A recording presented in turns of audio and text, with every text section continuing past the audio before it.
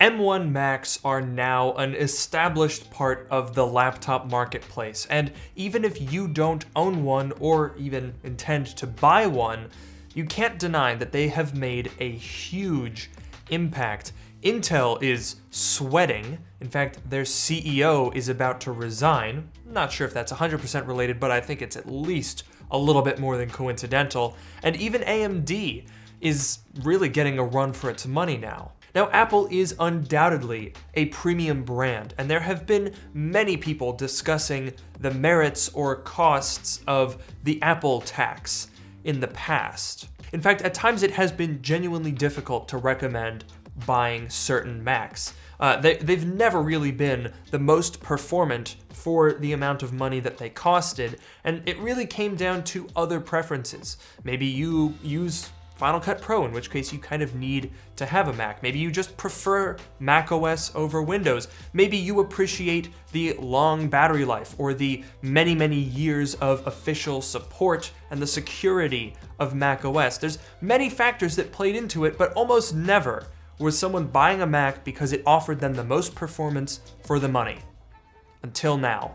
The M1 chip and the promise of Apple Silicon has changed so much in so little time that you have to wonder, is the Apple tax dead? At least on the Mac. Today, we're gonna discuss.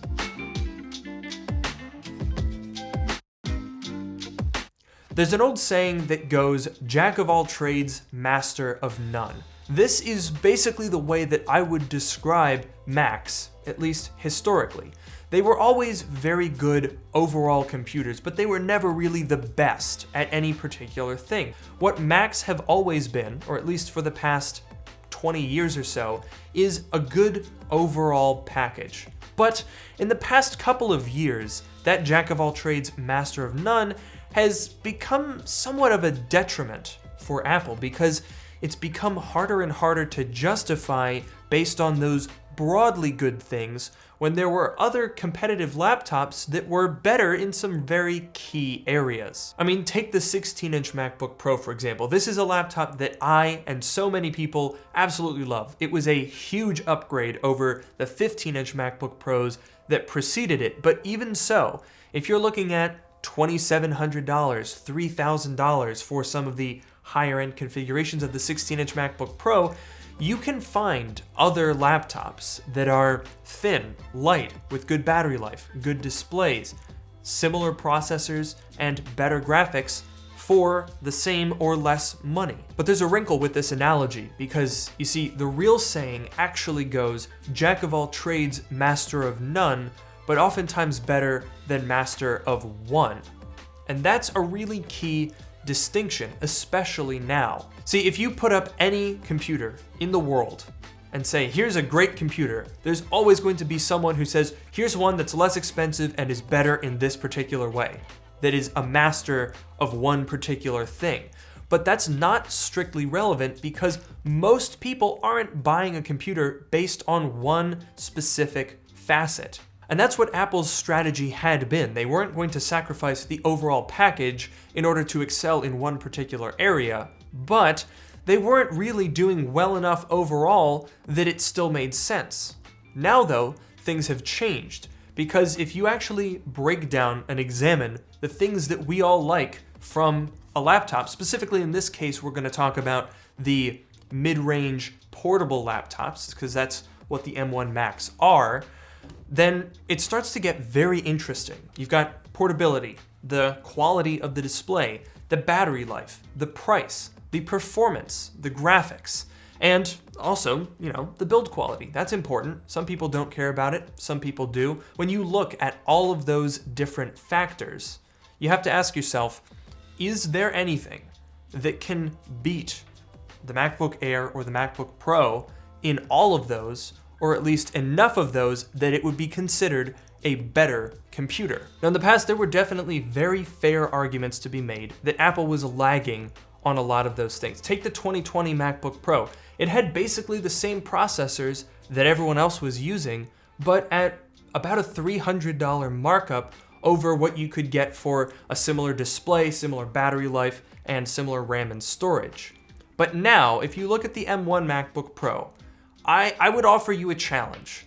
If you're a skeptic, if you think I'm being a fanboy in this video, I would like you to go out and find a similarly portable 13 or 14-inch laptop that is as or more powerful, that has 20 hours of battery life, and that runs as cool as this MacBook Pro. I'm not even talking about whether or not it has more or less RAM and storage, or a better display or build quality, none of that.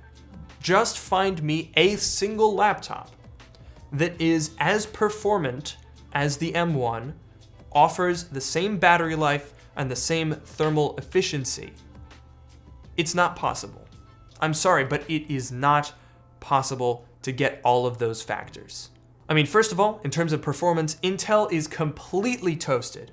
Anything in this category of power consumption and efficiency from Intel, it's gonna be quad core, it's gonna be U series. Even the 11th gen chips do not match the power of the M1 at this price point and at this category of device.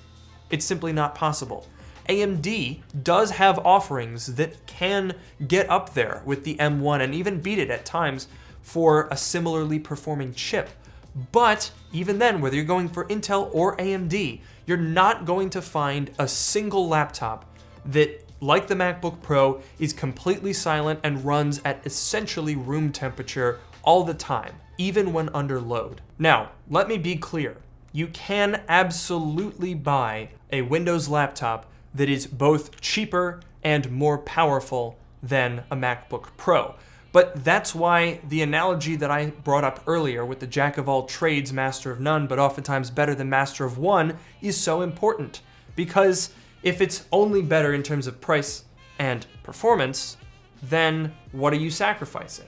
If you're trying to get an Intel laptop that's more powerful than this, it's going to be big, it's going to have fans that are going to be loud, it's going to run hot, and it's not going to have anywhere near 20 hours of battery life. That is simply not a product that exists. To my knowledge, there still isn't a compelling Ryzen laptop that is this portable, this powerful, and runs as cool and has as good battery life as the MacBook Pro. So really just bringing it back to those fundamental things: portability, display, performance, battery life, cooling. I do not believe there is a better package than the M1. And even if you want to just look at performance, look at the Razer Book 13, look at the XPS 13. This is more powerful at the same price as those competitive high-end premium Windows 13-inch devices. That's not something that's been the case before. It was almost a rule of thumb that the XPS was less expensive for a better overall spec combination than a MacBook Pro 13 in the past, but that is simply not the case anymore. No matter how much you spend on an XPS 13, this is more powerful and has better battery life and runs cooler. So with all of that in mind, I think there is only one area where the Apple tax is still intact and is probably not going to go anywhere, and that is RAM and storage, because Apple is infuriatingly stubborn on 8 gigabytes of RAM, 256 gigabytes of storage. And to be fair, for $1,000 or even $1,300, a lot of the premium Windows laptops will also come with 8 gigabytes of RAM and 256 gigabytes of storage. The issue is just that Apple charges so much to upgrade those things that it starts to get a little bit irritating.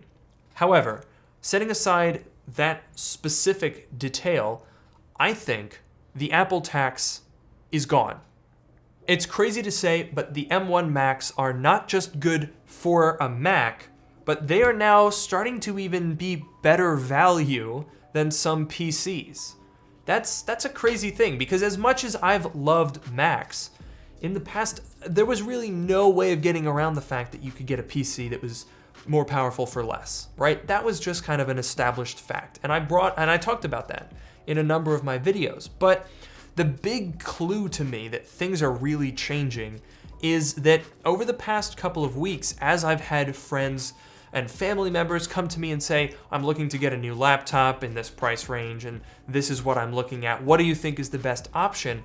I've found myself recommending the Mac to Windows people, which I haven't previously done before. Now, clearly there is still the obstacle of switching platforms. I mean, in the same way that a lot of Mac people don't necessarily consider switching to Windows even if it is a better value in some regards, the same is true in the reverse way. Even if the Mac at $1,300 outperforms a Windows laptop at $1,300, it might not be a trade that you're willing to do if you're used to using Windows and you need that ecosystem.